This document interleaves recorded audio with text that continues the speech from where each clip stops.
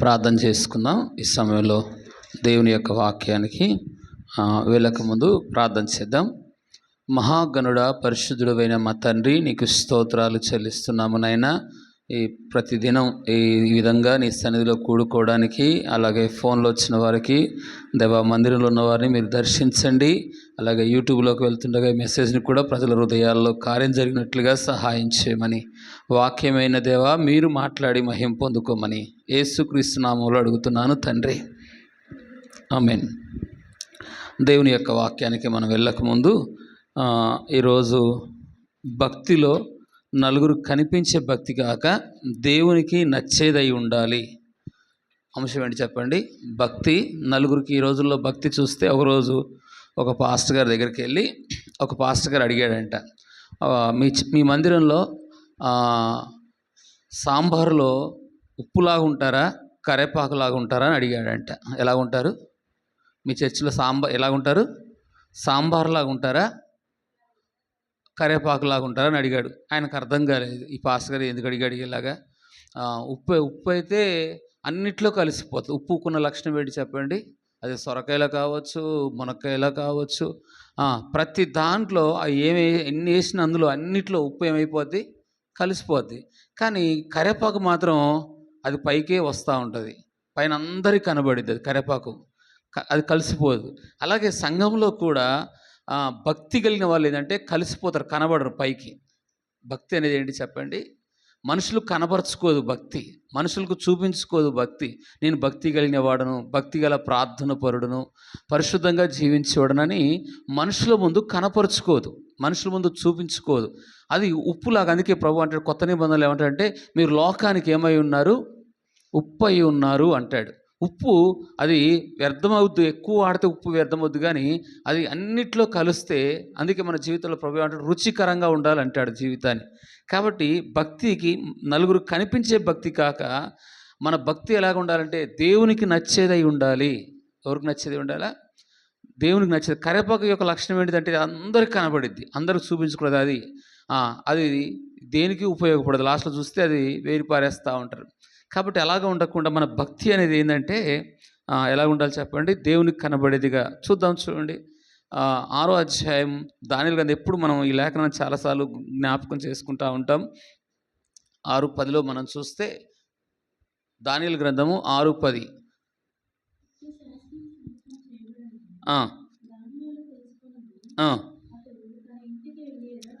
యథాప్రకారముగా అనుదినము మోకాలుని చాలు. ఇక్కడ మనం చూస్తే ఇంకో కోణంలో కూడా దీన్ని చూద్దాము. ఇక్కడ చూడండి, భక్తి వ్యక్తిగతంగా ఉండేది. ప్రజలు చూస్తున్నా చూడకపోయినా ప్రతిరోజు కూడా ఇతను ఏం చేసేవాడు? ప్రార్థన చేసేవాడు.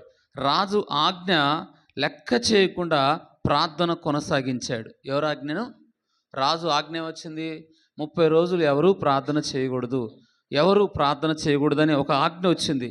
ప్రజలు చూడకముందు కూడా అతను ప్రార్థన జీవితం కలిగిన వాడు. తర్వాత ప్రతిరోజు కూడా ప్రార్థన చేసేవాడు. అలాగే రాజు ఆజ్ఞ లెక్క చేయకుండా, అది ఎవరు ఆజ్ఞ? అది బబులోను యొక్క దేశాన్ని పరిపాలిస్తున్న రాజు ఆజ్ఞను కూడా దానియేలు లెక్క చేయకుండా దినానికి 3 సార్లు ప్రార్థన చేస్తున్న వ్యక్తిగా మనకు కనబడతాడు.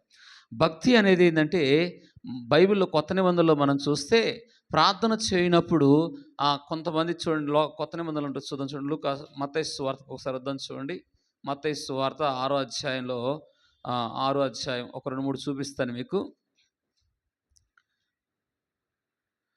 మొదటి ఏం చేస్తారంటే, భక్తి మనుషులకు కనబడవాలనని వారి ఎదుట నీతి కార్యాలు చేయకుండా జాగ్రత్త పడండి అంటాడు. ఇది మొదటి మాట. అంటే మనుషుల ముందు కనబడితే ఏం కనబరుచుకుంటారు చెప్పాలన్నా? అక్కడ అంటే మీరు ధర్మం చేయనప్పుడు ఏం చూస్తారు చెప్పండి? మనుషులందరికీ పలానా వాళ్ళు 1000 రూపాయలు ఇచ్చారు, పలానా వాళ్ళు 10,000 ఇచ్చారు, పలానా వాళ్ళు 1,00,000 రూపాయలు ఇచ్చాడని దాన ధర్మాలు చేసినప్పుడు అందరికి మనుషులు చూపించుకుంటాడు.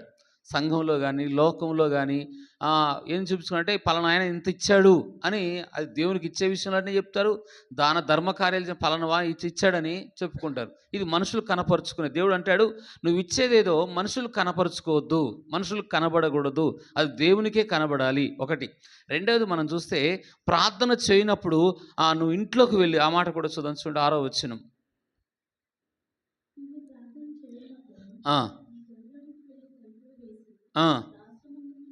రహస్యమందున్న మీ ప్రార్థన చేయండి. ఇక్కడ చూడండి, ప్రార్థన కూడా అందరూ కనపడి అందరి ముందు చేసే ప్రార్థన వేరు, వ్యక్తిగతంగా ఒంటరిగా చేసే ప్రార్థన.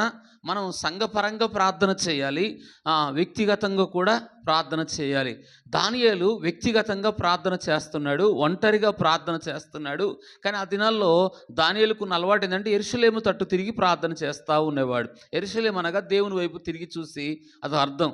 కరువు వచ్చినప్పుడు, కష్టాలు వచ్చినప్పుడు ఆయన వైపు తిరిగినప్పుడు వారు దేవుడు ప్రార్థన వింటాడని యెరూషలేము తట్టు తిరిగేవాడు దానియేలు.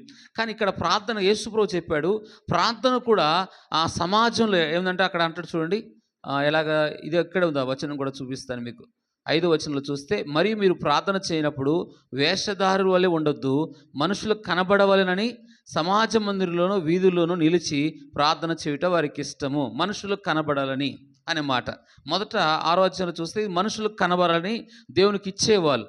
కొన్ని సంఘాల్లో ఇంత డబ్బు ఇచ్చారు, పలానా వాళ్ళు ఇంత ఇచ్చారు, పలానా వాళ్ళు ఏసీ కొనిచ్చారు, పలానా వాళ్ళు ఫ్యాన్ కొనిచ్చారు, పలానా వాళ్ళు మీటింగ్ పెట్టి ఇంత ఖర్చు ఇచ్చారు అని పేర్లు చెప్తా ఉంటారు.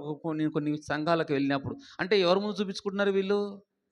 మన సంఘం ముందు, సమాజం ముందు పలానా వాళ్ళ పేర్లు అందరి పేర్లు చెప్పారు. ఎవరైతే ఎక్కువ ఇచ్చారో వాళ్ళ పేర్లు చెప్తూ ఉంటారు. నేను కొన్ని సంఘాలకు వెళ్ళినప్పుడు ఇది చూస్తూ ఉంటాను.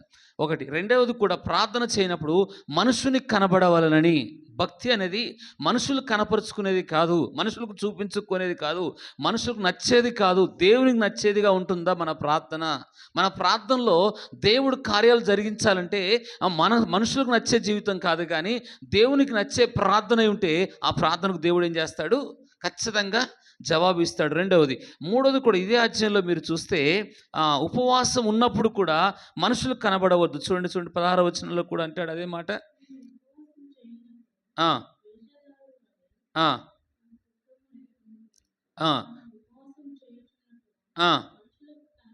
మనుషులకు కనబడవలెనని చేసుకుంటారు, వారు తమ ఫలము పొంది ఉన్నారని నిశ్చయముగా మీతో చెప్పుచున్నాను. ఉపవాసం చేయనప్పుడు మనుషులు కనబడవాలని కాక రహస్యమందున్న నీ తండ్రికే. మూడోది కూడా ఉపవాసం ఏమంటున్నాడు? ఒకటేమో ఇచ్చే విషయంలో మనుషులు కనపరుచుకోవద్దు. రెండవది ఏమంటున్నాడు? నాకు సంఘంలో ఏం చేస్తారంటే, ఒకరోజు భోజనం ఒక కుటుంబం పెడుతున్నప్పుడు ఆ కుటుంబం ఏమన్నదంటే, ఎవ్వరికి తెలియకూడదు, మా ఇంటిలోకి తెలియకూడదు, సంఘంలో ఎవ్వరు మా పేరు చెప్పకూడదు అని అంటారు. కొన్ని విషయాల్లో కొంతమంది డబ్బులు ఇచ్చినప్పుడు కూడా, నా పేరు సంఘంలో చెప్పకూడదన్నా, నేను ఎంత ఇచ్చానని కూడా చెప్పకూడదన్నా అని చెప్పేవాళ్ళు కూడా నాకు సంఘంలో ఉన్నారు. ఒకటి. రెండవది మనం చూస్తే, ప్రార్థన కూడా ఎలాగ చేయాలంటే రహస్యముగా. నీ ప్రార్థన దేవుడు జవాబు ఇవ్వాలన్నా, నీ సమస్యలకు జవాబు ఇవ్వాలన్నా, నీ ప్రార్థనలో పరిస్థితులు మారాలన్నా ఎట్లా చేయాలంటే రహస్యముగా చేయాలి. మూడోది మనం చూస్తే, ఉపవాసం కూడా ఇక లోకంలో మనం చూస్తే, లోకంలో అన్ని జనులు ఎలా చేస్తారు? అందరికి చూపించుకుంటారు, ఉపవాసం చెప్పుకుంటారు వాళ్ళు. కానీ దేవుని పిల్లలు కూడా అలా చెప్పుకుంటారు. మనుషులు కనబడాలి, నేను ఉపవాసం ఉన్నా, నేను ఉపవాసం ఉండి ప్రార్థన చేస్తున్నానని మనుషులు కనపరుచుకుంటారు భక్తిని.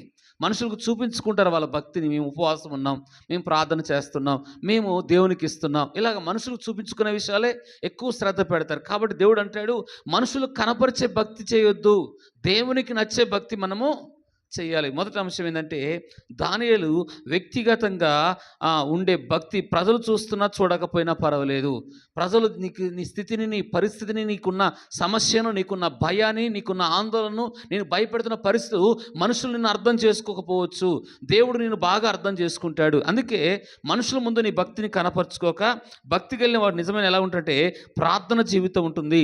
వారి అవసరాల నిమిత్తమే కాకుండా వారి ఇతరుల కొరకు కూడా ప్రార్థన చేస్తారు. ఒకరోజంట ఒక దైవజనుడు ఒక ఆయన టీబీ రోగంతో వచ్చాడంట. టీబీ రోగం వస్తే ఆ టీబీ రోగం ఎంత ప్రార్థన చేసినా తగ్గట్లేదంట. ఎంతో చాలా మొండిగా చాలాసార్లు ఆ దైవజనుడు ప్రార్థన చేస్తూ ఉన్నాడు. ప్రార్థన చేసినా తగ్గట్లేదంట. ప్రభువా, ఆయనకి భార్య ఉన్నారు, పిల్లలు ఉన్నారు, నాకంటే పెళ్లి కాలేదు, నేను వివాహం చేసుకోలేదు కాబట్టి యవన వయసులో ఉన్నాడు సేవకుడు. ఆ సమయంలో ఆ సేవకుడు ఏమైనా ప్రార్థన చేశాడు, ప్రభువా ఒకవేళ ఆ టీబీ రోగాన్ని బాగు చేయి, లేదా ఆ రోగం నాకనివ్వు కానీ ఆయన బాగు చేయమని ప్రార్థన చేశాడంటే సేవకుడు. ఎప్పుడైతే ఈ సేవకుడు ప్రార్థన చేశాడో దేవుడు ఆమేనన్నాడు. ఆ ప్రార్థన ఆయనకు తగ్గింది, ఈ సేవకుడికి వచ్చింది. కొద్ది దినాలు ఈ సేవకుడు చనిపోయాడు. చూడండి, ప్రార్థన అనేది తన కొరకు చేసుకునేది కాక ఇతరుల కొరకు చేసుకున్న సేవకుడు మంచి దైవజనుడు. అందుకే నా విశ్వాస ఓడ యాత్ర అనే పాట పాడి చూసిన ఆ సేవకుడు అనమాట. నా విశ్వాస ఓడ మనం పాడుతూ ఉంటాం కదా సంఘంలో. ఆ దైవజనుడు ఆ పాట రాశాడు. నా విశ్వాస ఓడ అనేక వచ్చిన సమస్యలో రాసిన వ్యక్తి ఆ దైవజనుడు. చనిపోయాడు ఆయన. కాబట్టి మొదటి మాట ఏంటంటే మన భక్తి ప్రార్థన జీవితము మన కొరకే కాకుండా మన వ్యక్తిగత ప్రార్థనలో ఇతరుల కొరకు కూడా, ఇతరుల కష్టాల కొరకు కూడా, ఇద్దరిలో ఉన్న ఇబ్బందుల కొరకు కూడా ఎప్పుడైతే నువ్వు ప్రార్థన చేస్తావో ఖచ్చితంగా దేవుడు ఏం చేస్తాడు? జవాబిస్తాడు. ఇది మొదటి మాట. రెండో మాట మనం చూస్తే దేవునితో నడిచే వ్యక్తి ఆయన ఎవరంటే, చూడండి, ఆదికాండం 5వ అధ్యాయం 24వ వచనంలో మనం చూస్తాం. 5వ అధ్యాయం 24వ వచనం.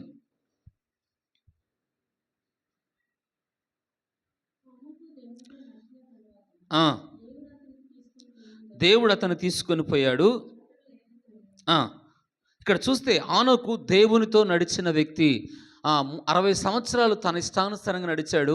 300 సంవత్సరాలు దేవునితో నడిచాడు. ఆదాము తర్వాత 7 తరాలు వారి ఇష్టానుసారంగా నడుచుకున్నారు, ఇష్టానుసారంగా జీవించారు. దేవుడు ఎవరితో మాట్లాడడం మొదలు పెట్టలేదు.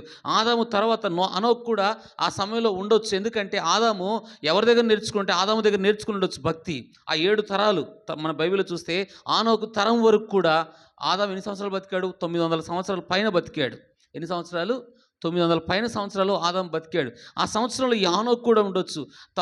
ఆనోకును అడగొచ్చు, ఏమని అడగొచ్చు? తాత, నువ్వు ఎలాగా దేవునితో నడిచావు, నువ్వు ఎలాగ జీవించావు, దేవునితో ఎలాగ మాట్లాడుతుండేవాడని వారి తాతగారి దగ్గర ఈయన భక్తిని నేర్చుకొని ఉండొచ్చు, దేవునితో ఉన్న సహవాసం నేర్చుకొని ఉండొచ్చు. ప్రతిరోజు కూడా ఒక సేవకు నాతో అన్నాడు, జోసఫు, దేవునితో నడచడం చాలా కష్టమైపోతుంది జోసఫు, ఇంట్లో అనేక సమస్యలు, ఇబ్బందులు, కష్టాలు, ఇరుకులు, ఇబ్బందులు. ఆనోకు ఎలాగ నడిచాడో తెలియదు జోసఫు, కానీ ఈ రోజులో భక్తి చేయడం చాలా కష్టమైపోతుంది జోసఫ్ అన్నాడు ఒక సేవకుడు నాతోటి. కానీ ఆనోకు మాత్రం అటు కుటుంబ సమస్యలు పట్టించుకునేవాడు, అతను చేసే పని చేసేవాడు. అలాగ ప్రతిరోజు కూడా దేవునితో నడిచే వ్యక్తిగా ఎవరున్నారు చెప్పండి? ఆనోకున్నాడు. మన జీవితాల్లో ఆ సమస్యల మధ్యలో, ఇబ్బందుల మధ్యలో, కుటుంబ పరిస్థితుల మధ్యలో, ఇరుకుల మధ్యలో దేవునితో నడవడం కొన్నిసార్లు చాలా కష్టం అనిపిస్తుంది, ఇబ్బందులు అనిపిస్తుంది. సరిగ్గా ప్రార్థన చేయలేం. ఆ సమస్యల వైపే చూస్తాం, పరిస్థితుల వైపే చూస్తాం, ఆ ఇరుకుల వైపే చూస్తాం, ఆ ఇబ్బందుల వైపే చూస్తుంటాం. కానీ దేవుని వైపు చూడకుండా దేవునితో మన మనస్సు, ఆలోచన ప్రభు పైన ఆయనపై పెట్టవలసిందిగా ఉంటుంది వాక్యం. ఇక్కడ దేవునితో నడిచిన వ్యక్తి, దేవుడు ఆయన తీసుకొని వెళ్ళినంత భక్తి అనేది మనుషులు కనబడలేదు కాక గొప్ప భక్తి కలిగిన వాడు ఎవరంటే ఆనోకు. అతను ఎవరు కనపరుచుకున్నాడంటే తన ఇంటి వాళ్ళందరి గురించి చెప్పలేదు, కానీ ఆనోకు గురించి మాత్రం అతను దేవునితో నడిచాడు అనే మాట మనం చూస్తున్నాం. మూడోది మనం చూస్తే భక్తిగా జీవించిన వాడు ఎవరంటే నోహు. చూడండి, 6వ అధ్యాయం 9వ వచనం. ఆదికాండం 6వ అధ్యాయం 9వ వాక్యం. నోహు వంశావళి నీతిపరుడను ఉండెను. ఇతను కూడా దేవునితో నడిచిన వ్యక్తి. తర్వాత మనం చూస్తే ఇతను సమస్త భూమి కూడా చెడిపోయింది. నోహు దినాలు ఎలాగే ఉన్నదంటే సమస్త భూమి చెడిపోయింది. అక్కడ మంచి వాళ్ళు ఎవరూ లేరు. ఒక నోహు కుటుంబం ఒక్కటే దేవుని దృష్టిలో పడింది అనమాట. ఆ తరంలో ఆ ప్రజల మధ్య ప్రపంచం అంతా కూడా పాడైపోయిన లోకంలో ఉంటుండే నోహు. ప్రపంచం అంతా పాడైపోయింది. ఒక్కరు కూడా దేవునితో నడిచేవారు లేరు, ఒక్కరు కూడా ఆయన ఆజ్ఞలు పాటించేవారు లేరు, ఒక్కరు కూడా ఆయన చెప్పింది నడుచుకునేవారు లేరు, ఒక్కరు కూడా దేవుడు చెప్పినట్టుగా జీవించేవారు ఆ రోజుల్లో లేరు. అయినా నోహు మాత్రము దేవునితో నడిచాడు. అంటే సమస్త భూమి చెడిపోయినా, లోకం చెడిపోయినా నీతిగా భక్తిగా జీవించేవాడు ఎవరంటే భక్తి సమాజం అంతా కూడా చెడిపోయినా భక్తిగా నిలబడిన వాడు నోహు. భక్తిగా నిలబడి. ఎందుకంటే తన చుట్టూ ఉన్నవారు కూడా ఒక్కరు కూడా మంచోళ్ళు లేరు, పరిశుద్ధంగా ఉన్నవారు లేరు. ఇక మన సంఘంలో వచ్చారనుకోండి, మనం ఎవ్వరు అంత చెడ్డవాళ్ళుగా నడుస్తుంటే మనం మంచిగా జీవించగలుగుతామా? మన చుట్టూ అంత చెడ్డవాళ్ళే ఉన్నారు ఈ రోజులో కూడా. ఈ రోజు కూడా లోకమంతా చెడిపోయింది, అక్కడ ఎక్కడ కూడా మంచిది అనేది లేదు. ఇక చూస్తే చెడిపోయిన లోకంలో మనం భక్తిగా జీవించాలని ఎంత కష్టం. కానీ నోహ అంట ఆ తరంలో సమస్త భూమి చెడిపోయిందంట, ప్రపంచం అంతా చెడిపోయిందంట. ఎక్కడ మంచివారు అనేవారు ఒక్కరు కూడా లేరు, దేవుడు మాట వినేవాళ్ళు ఒక్కడు కూడా లేరు, భక్తిగా జీవించేవారు ఒక్కరు కూడా లేరు, దేవునితో సహవాసం చేసేవారు ఒక్కరు కూడా లేరు. అయినా ఇతను ఎలాగ జీవించాడంటే దేవునితో భక్తిగా జీవించేవాడు. అందుకే తన కుటుంబం మాత్రమే ఆ ఓడలో ప్రవేశించారు, కాపాడబడ్డారు. ఈరోజు మన అనుదిన జీవితాలను మనం కాపాడబడాలన్నా, దేవుని కాపుదల నీ చుట్టూ రావాలన్నా, దేవుని భద్రత నీ చుట్టూ రావాలన్నా, దేవుడు నిన్ను కంచె వేసి కాపాడాలన్నా మన భక్తిని బట్టి దేవుడు ఏ కార్యాలైనా చేయగలుగుతాడు. నీ భక్తిని బట్టి, నీ పరిశుద్ధ జీవితాన్ని బట్టి. నోహు దగ్గరకు వచ్చి ఎందుకు మాట్లాడుతున్నాడు దేవుడు అంటే, ఆ తరం అంతా చెడిపోయింది, ప్రపంచం అంతా చెడిపోయిందంట ఆ రోజు నోహు దినాల్లో. అలాంటి దినాల్లో కూడా నోహు భక్తిగా ఉన్నాడు, పరిశుద్ధంగా ఉన్నాడు. ఇవాళ అంశం ఏంటంటే, భక్తి అనేది మనుషులు కనపరుచుకునేది కాదు, దేవునికి నచ్చేదిగా ఉండాలి. అందులో ఒకరోజు చెప్పండి, దానియేలు మనకు కనబడుతున్నాడు. రెండవది ఆనోకు మనకు కనబడుతున్నాడు. మూడో వ్యక్తి ఎవరు కనబడుతున్నారు చెప్పండి, నోహు కనబడుతున్నాడు. నాలుగోది మనం చూస్తే భక్తిగా ఉన్నవారు ఎలా ఉంటారో చూద్దాం. చూడండి, మొదటి సాముయేలు గ్రంథం 1వ అధ్యాయము 10 నుంచి మనం చదువుకుంటే, ఈ లేఖనాల్లో ఆ ఇంట్లో చాలా విసిగిపోయి వస్తుంది ఒక ఆమె. ఇంట్లో విసుగుదల, దుఃఖం, ఏడుపు, కన్నీళ్ళు, నిట్టూర్పులు, అసలు భయంకరమైన సమస్యల్లో హన్నా అనే ఒక స్త్రీ మందిరానికి వస్తుంది, దేవుని మందిరానికి. సేవకుడు కూడా ఆమెను అర్థం చేసుకోడు. కొన్నిసార్లు నేను అర్థం చేసుకున్న నీ భర్త నేను అర్థం చేసుకోరు, అలాగే కుటుంబంలో అర్థం చేసుకునేవారు ఉంటారు, అలాగే సంఘానికి వస్తే పాస్టర్ కూడా నేను అర్థం చేసుకునేవాడు ఉంటాడు. అలాగే మనం చూస్తే ఆమె బాధ చూడండి, భక్తి కలిగిన వారు ఎలా ఉంటారంటే, తన బాధ ప్రజల వద్ద కాక దేవుని యొద్దనే తన హృదయాన్ని కుమ్మరించింది. మూడో మాట, ఎవరి యొద్ద కుమ్మరించింది?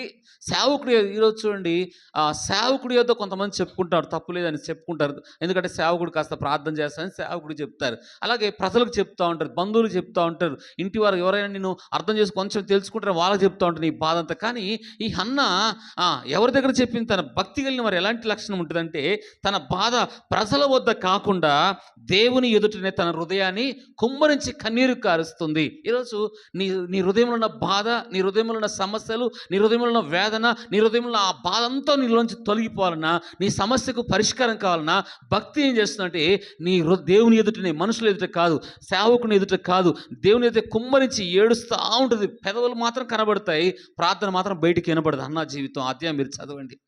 అంటే ప్రార్థన అనేది లోపలనే కుమిలిపోతూ ఏడుస్తూ ఉంది. మనుషులకు కనబడతలేదు ఆమె ప్రార్థన, మనుషులకు వినబడతలేదు ఆ ప్రార్థన, కానీ దేవునికి మాత్రం ఆమె హృదయంలో ఎంత కుమిలిపోతుందో, ఎంత బాధ అనుభవిస్తుందో, ఎంత దుఃఖం అనుభవిస్తుందో దేవునికి కనపరిచేదిగా ఉంది ఆమె భక్తి.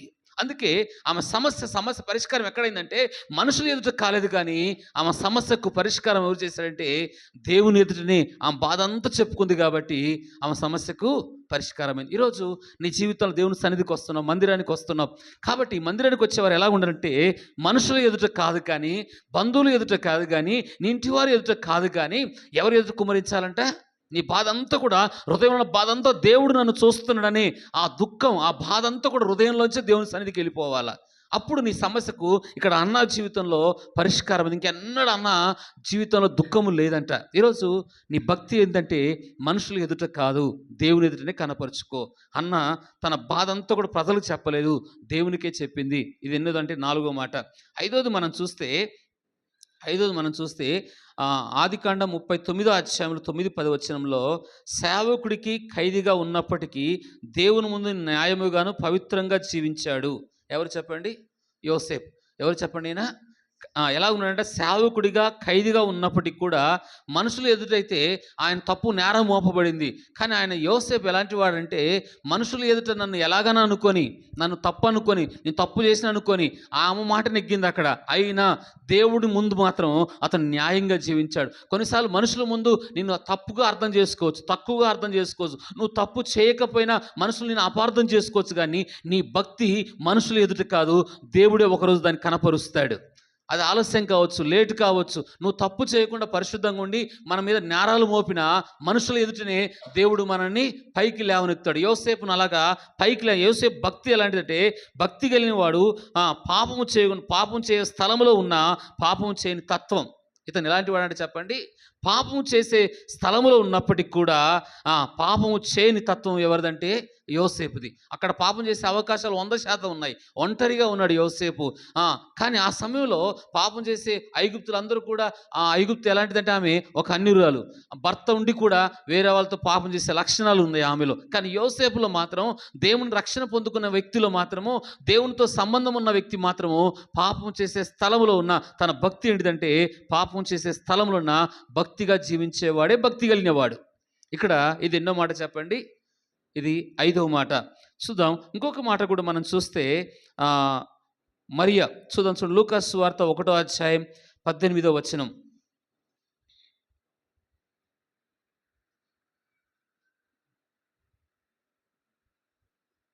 చదువుదాం చూడండి.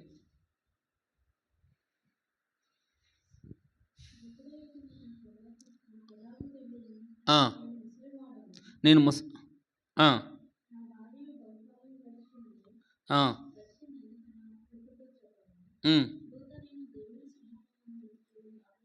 గాబ్రియేలును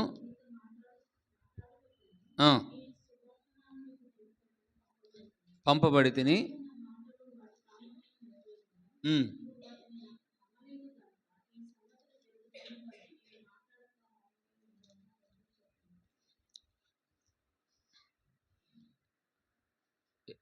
ఎన్నో సైన్యమా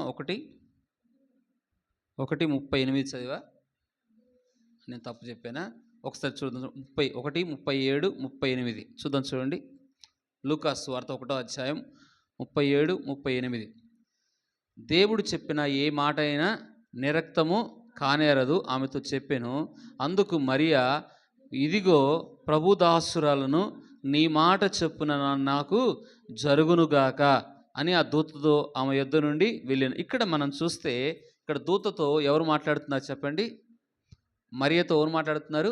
దేవదూత వచ్చి మాట్లాడుతుంది. ఇక్కడ మనం చూస్తే, ఈమె దేవుని మాట వినగానే కలగబోయే శ్రమల వైపు చూడక, నిందల వైపు చూడక, పరిస్థితుల వైపు చూడక, ఆ రోజుల్లో యవనస్తులు పెళ్లి కాకుండా ఆల్రెడీ ఆమెకి ఎంగేజ్మెంట్ అయింది, ప్రదానం చేయబడింది మరియకి.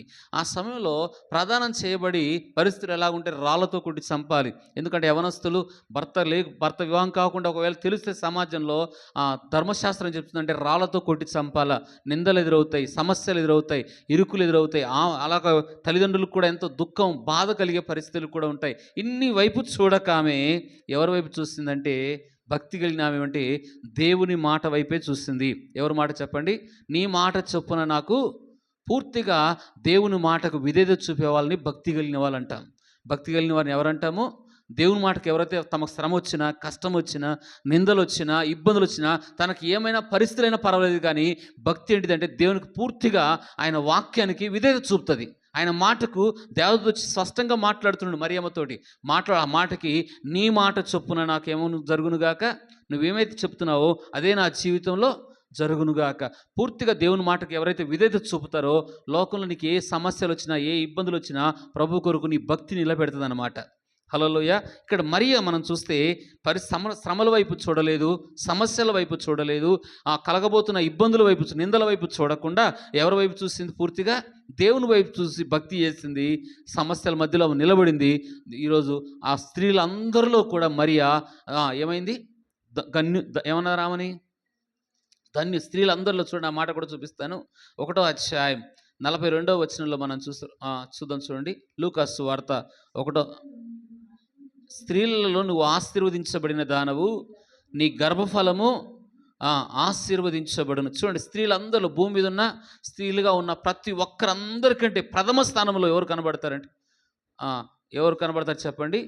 42వ వచనంలో, 45వ వచనంలో కూడా అంటే ప్రభువును నన్ను గణపరుస్తున్నట్టుగా మనం చూస్తాం. ఈ 42వ వచనంలో మనం చూస్తే, మరియా స్త్రీలందరిలో కూడా ఏమైపోయింది? ఆ మంచి స్థానం ఇచ్చాడు దేవుడు. చూడండి, దేవుని కొరకు ఎవరైతే నిలబడతారో వారి కొరకు ప్రభువు నిలబడతాడు. కాబట్టి స్త్రీల మధ్యలో ఆమె ధన్యురాలు అన్నారు. ఈరోజు కూడా ఆమె గురించి మాట్లాడుతూనే ఉన్నారు. ఎందుకంటే ఆ రోజు కలగబోయే సమస్యల వైపు చూడలేదు, కానీ దేవుని వైపు చూసి దేవుని మాటకు ఎవరైతే విధేయత చూపి భక్తి చేస్తారో, భక్తి కలిగిన వారు ఎవరంటారంటే దేవుడు చెప్పినది చెప్పినట్టుగా నడుచుకునే వాళ్ళనే భక్తి కలిగిన వాళ్ళు అంటారు. దేవుడు ఏదైతే చెప్పాడో అది చెప్పినది చెప్పినట్టుగా తాము కష్టం వచ్చిన ఏదొచ్చి నిలబడేవారే భక్తి కలిగిన వాళ్ళు. అందులో మనకు మరియమ్మ కనబడుతుంది. ఇది ఎన్నో మాట అంటే 6వ మాట. చివరిగా ఒకటి చూసేసి యేసు ప్రభువారి గురించి కూడా చివరిగా ఒక మాట చూసేసి ముగించుకుందాం. చూద్దాం, చూడండి వచనం. యోహాను సువార్త 8వ అధ్యాయం 29వ వచనం. యోహాను సువార్త 28వ అధ్యాయం 29వ వచనం. యోహాను సువార్త 8:29.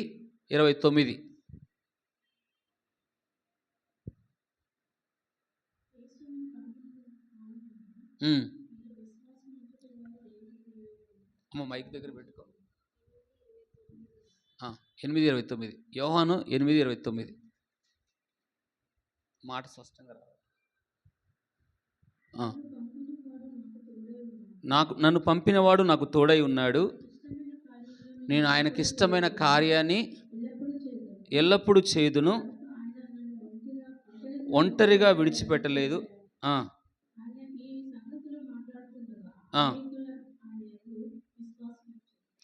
నేను ఆయనకి ఇష్టమైన కార్యం చేస్తాననే మాట అక్కడే ఉంది చూడు. ఆయనకి ఇష్టమైన కార్యాన్ని, ఎవరికి ఇష్టమైన కార్యాన్ని? తండ్రికి నేను ఆయనకి ఇష్టను కాబట్టి నాతో నేను ఒంటరిగా లేను అనే మాటలు అక్కడ మాట్లాడతాడు. కాబట్టి ఇక్కడ మనం చూస్తే యేసుక్రీస్తు భక్తి పరిపూర్ణ ఆదర్శం. మన ప్రజలకు కనిపించేది కాకుండా తండ్రికి నచ్చే జీవితంగా ఉండేవాడు, తండ్రి ఇష్టాన్ని చేసేవాడు, తండ్రి ఉద్దేశాలు చేసేవాడు. అక్కడ అంటాడు, నేను తండ్రి ఇష్టాన్ని చేయడానికి వచ్చాను అంటాడు యేసుప్రభువారు అక్కడ. ఇప్పుడు తండ్రికి నచ్చే భక్తి చేస్తున్నాడు, తండ్రికి ఇష్టమైన భక్తి చేస్తున్నాడు, తండ్రి కోరుకునే భక్తి చేస్తున్నాడు. అలాగే చూస్తే మనము ఆయనని ఒంటరిగా విడిచిపెట్టాడు. ఎవరైతే దేవునికి నచ్చే భక్తి చేస్తారో వారి సమస్య ఒంటరిగా ఉన్న దేవుడు వారితో ఉన్నాడన్నమాట. ఇక్కడ యేసుప్రభు వారు అంటాడు, ఆ తండ్రి నాతో ఉన్నాడు అంటాడు. ఎవరితో ఉంటాడంట? ఎవరైతే దేవునికి నచ్చే భక్తి చేస్తారో, దేవునికి ఇష్టమైన జీవితం జీవిస్తారో వారు ఒంటరిగా ఉన్నా, ఇబ్బందుల్లో ఉన్నా, ఇరుకుల్లో ఉన్నా, సమస్యలో ఉన్నా, ఎటువంటి పరిస్థితుల్లో ఉన్న అందరూ నిన్ను వదిలేసిన యేసుప్రభుతో ఉన్న దేవుడే మనతో కూడా ఆయన ఉన్నాడు. హల్లెలూయా. వాక్యం చెప్తుంది ఆయన నచ్చేది అంటున్నాడు, నేను ఆయన ఇష్టమైనది చేస్తున్నాను, నా ఇష్టం కాదు తండ్రి ఇష్టమే అన్నాడు చాలాసార్లు యేసుప్రభు వారు. ఎప్పుడు తండ్రి ఇష్టానికి ఎప్పుడైతే యేసుప్రభు వారు లోబడుతూ వచ్చాడో ఖచ్చితంగా ఆయన జీవితంలో ఆయనతో ఒంటరిగా ఉన్న ఎవరున్నారు చెప్పండి? పరిశుద్ధాత్ముడు ఉన్నాడు, తండ్రి ఉన్నాడు, దేవదూతలు కూడా ఆయన చుట్టూ కూడా కాపుదలు ఇచ్చినట్టుగా లేఖనాలు చెప్తాయి. కాబట్టి ఈ లేఖనాల్లో ఆయన నన్ను ఒంటరిగా విడిచిపెట్టలేదు, ఎందుకంటే ఆయన నచ్చేదే చేస్తాను. భక్తి అని అంటే ఏంటంటే నిత్యము తండ్రి చిత్తానికి కట్టుబడి ఉండేది, తండ్రి చిత్తానికి కట్టుబడి ఉండేది. ఏడు చెప్పాను. మొదటిది ఏంటంటే చెప్పండి, మొదటి దానిలో మనం చూస్తే నలుగురు కనిపించేది కాక దేవునికి నచ్చేదై ఉండాలి. అందులో మత్తయి సువార్తలో ముగ్గురును చూపించాను. ఏంటంటే మనుషులకు ఏం కనపరుచుకుంటారు? దేవునికి ఇచ్చే విషయంలో ధర్మం చేయనప్పుడు కూడా మనుషులు చూపించుకుంటారు వాళ్ళు. రెండవది మనం చూస్తే ప్రార్థన చేయనప్పుడు కూడా అందరికి కనబడాలని మనుషుల ముందు ఎక్కువ సమయం చేస్తారు కానీ వ్యక్తిగతంగా చేయరు. రెండవది. మూడవది, ఉపవాసం ఉన్నప్పుడు కూడా మనుషులకు చూపించుకోవాలని చెప్తారే తప్ప నిజమైన ఉపవాసము వారిలో ఉండదు. ఇది మొదటిది. రెండవది మనం చూసాము, ఆనోకు ఆ దినాల్లో ఆదాము మొదలుకొని 6 తరాలు మొత్తం కూడా చెడిపోయారు. ఎవరు కూడా దేవుని మాట వినలేదు. 6 తరాల వరకు దేవుడు మౌనంగా ఎవరితో సహవాసం చేసినట్టుగా లేదు. ఆదాముతో చేసిన సహవాసము మరి ఎవరిలోకి వచ్చేసింది? ఆనోకులోకి వచ్చింది. అంటే ఆదాము ఒక్కడు దేవునితో నడిచాడు, తర్వాత ఆదాముతో సహవాసం ఉంది, తర్వాత ఎన్ని తరాల తర్వాత ఎవరు వచ్చిందంటే ఆనోకుతుడే వచ్చింది. కాబట్టి మన జీవితంలో కూడా మనము మన ద్వారా మన పిల్లలు కూడా ఎవరితో నడుచుకోవాలా? దేవునితో ఆదాము చెప్పాడు, అయ్యా ఒకప్పుడు నేను దేవునితో నడిచినప్పుడు మంచి సంతోషం, ఆనందం, ఏదైనా తోటలో మాకు చాలా బాగున్నాయి. అన్ని ఆదాము జరిగిన సంగతి, దేవునితో జరిగిన సంగతులంతా కూడా మనవడికి ఎవరికి చెప్పాడంటే ఆనోకు చెప్పి ఉంటాడు. తర్వాత మనం చూస్తాం, పిల్లలకు మన జీవితాలు దేవుడు చేసిన మన సహవాసం మన పిల్లలకి చెప్పాలి. అలాగే హానోకులో మనం చూస్తాము, దేవునితో నడచడం చాలా కష్టమైన పని, కానీ కష్టమైన ఇబ్బందులైన ప్రభుత్వం నడవడం నేర్చుకోవాలి. సమస్యల మధ్యలో, ఇరుకుల మధ్యలో ఎటువంటి పరిస్థితులు వచ్చినా ప్రభుతో నడవడం మనం నేర్చుకోవాలి. రెండోది, మూడో మాట కూడా భక్తి జీవించేవాడు. ఆదికాండంలో చూస్తే 6:9 చూస్తే సమస్త భూమి చెడిపోయినా, అంత కోల్పోయి, అంతా చూడండి, ఆ దేశం, ఆ ప్రపంచం అంతా కూడా నోహ దినాల్లో చెడిపోయింది. కాబట్టి భూమిని నాశనం చేస్తున్నాడు దేవుడు. ఆ దినాల్లో చూస్తే నోహ ఒక్కడే కుటుంబం బ్రతికింది. అన్ని కుటుంబాలు ఏమైపోయినాయి? ప్రపంచం అంతా కూడా బైబిల్ చరిత్రకారులు చెప్తారు, ఆ భూమి మీద ఉన్న మనుషులందరినీ కూడా జలప్రలయము నాశనం చేసేసింది.